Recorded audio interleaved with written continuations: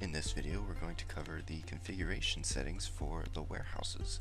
If you need to create a new warehouse or edit your current warehouse, I will go over how to do both options in this video and what options are available to you for warehouse configuration.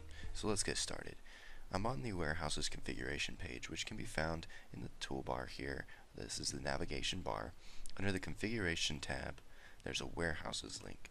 If you click on that, you'll be sent to this page here, where it will list out all of the warehouses that are in orders now. You can have multiple warehouses in orders now and work in each warehouse separately. You can add a new warehouse here by clicking the Add button. And when you click the Add button, a new warehouse window pops up where you can start to enter in the information for this warehouse.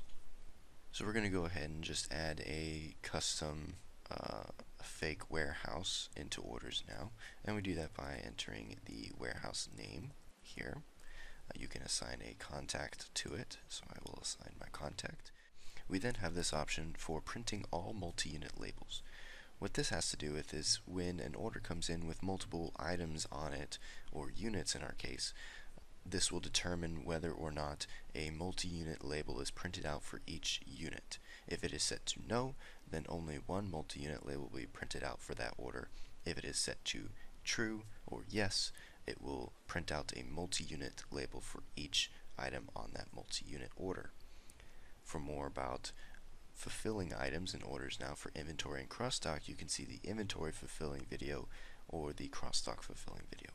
In this case, I'm going to leave it as no, and I'm going to enter in the address information for this warehouse. Your address should be entered in here, and once that is done, you can then press the Configure Zones button, which is basically a continue button. The warehouse will be added to the database, and now you can start to configure your zones.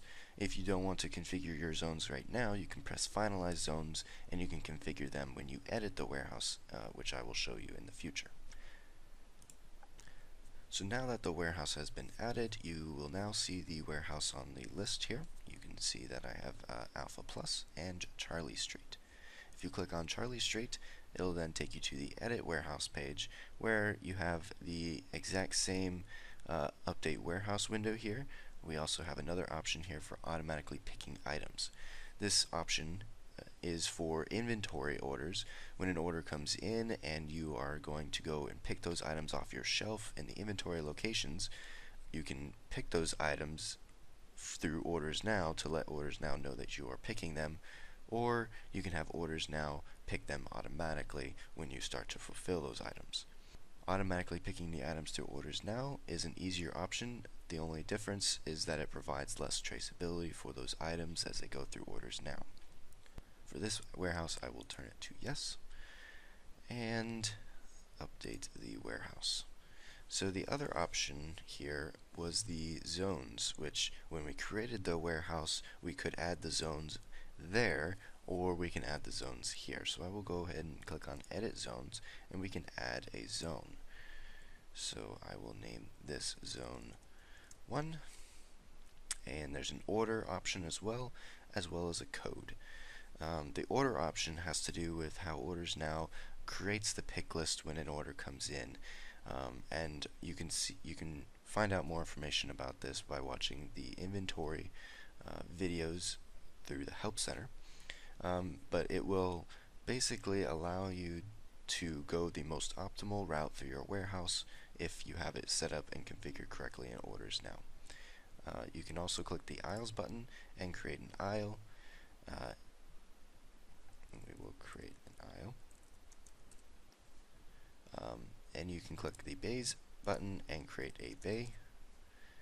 And then you can click the storage locations and start creating storage locations where your items will then be stored in.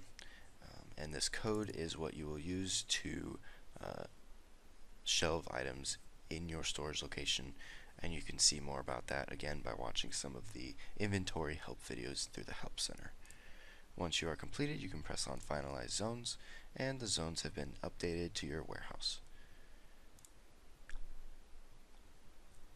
I hope that answers any questions you have about warehouse configuration in Orders Now. If you do have any more questions about this configuration setting or any help videos that you've seen through Orders Now or Orders Now in general, feel free to contact us by the contact information you see in front of you right now.